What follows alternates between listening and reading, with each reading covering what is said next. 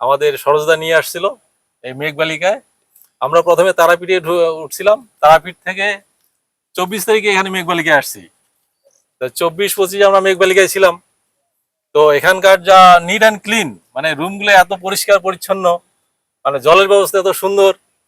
এখানে মানে খাবার যে জল সেটাও দিয়ে দেয়।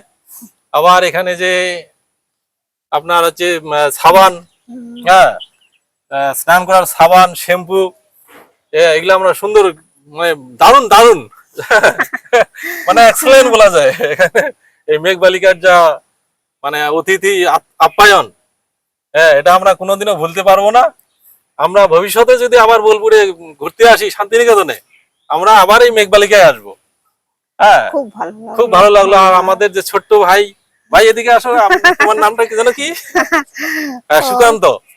এই যে সুকান্তকে দেখছেন, এই যে ভাই সুকান্ত, এ সব সময় আসতো। হ্যাঁ, হ্যাঁ, কি লাগতো স্যার, কি লাগতো, হ্যাঁ, সব সময় আমাদের খবর করতো।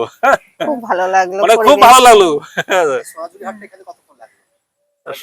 সোনাঝুরি হাটটা 5 মিনিট লাগছে, এখান থেকে 5 মিনিট লাগছে। খুব ভালো লাগলো। আমরা সোনাঝুরি হাট বাজার বিভিন্ন জায়গায় ঘুরলাম। বৃষ্টির জন্য একটু অসুবিধা হয়েছে, ডানা সেটে দিয়েছে, মানে সুন্দরভাবে ঘুরতে পারলাম না এই বৃষ্টির জন্য, খারাপ ওয়েদার ছিল। তো এই মেঘবালিকার যে ইয়ে, খুব ভালো লাগলো। পুষ্পেন্দু, ওনাকে অশেষ ধন্যবাদ। আমরা যেন আবার এখানে আসতে পারি ওনার আশীর্বাদে। হ্যাঁ,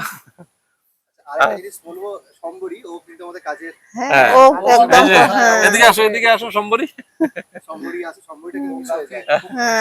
পরিষ্কার পরিচ্ছন্ন করে দিল। এই যে সম্বরীকে দেখতেছেন, হ্যাঁ, এ আমাদের ঘর পরিষ্কার পরিচ্ছন্ন সবসময় করে দেয়। হ্যাঁ, কোনো নোংরা ফেলতে দেয় না, মানে খুব ভালো পরিষ্কার করে দেয়। ঠিক আছে, থ্যাংক ইউ স্যার।